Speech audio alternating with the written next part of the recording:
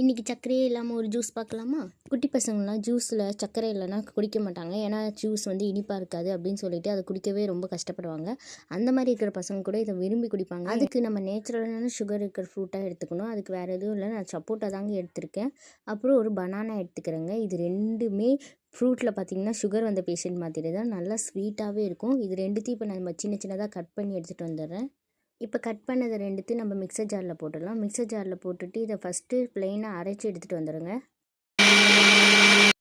இப்போ அரைச்சி எடுத்துகிட்டு வந்தாச்சு. இதில் கொஞ்சம் போல் தண்ணி ஊற்றிக்கோங்க. நீங்கள் பால் கூட சேர்க்கலாம். நான் இதில் பாலும் சேர்க்க போகிறது இல்லைங்க, வெறும் தண்ணி மட்டும்தான் ஊற்ற போகிறேன். தண்ணி ஊற்றி அவ்வளோ டேஸ்ட்டாக இருந்துச்சுங்க. உங்களுக்கு இன்னுமே டேஸ்ட் வேணும் அப்படி பால்லாம் சேர்த்துக்கலாம் அப்படின்னா நீங்கள் பாலும் சேர்த்துக்கோங்க. இதில் நான் வெறும் தண்ணி மட்டும் ஊற்றி அரைச்சி எடுத்துகிட்டு வந்துட்டேன்.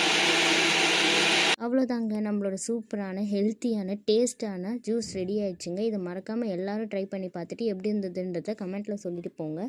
நானும் கொஞ்சம் பேக் பண்ணிவிட்டு கிளம்பிட்டேன். இந்த வீடியோ உங்களுக்கு பிடிச்சிருந்தா மறக்காமல் சப்ஸ்கிரைப் பண்ணிவிடுங்க.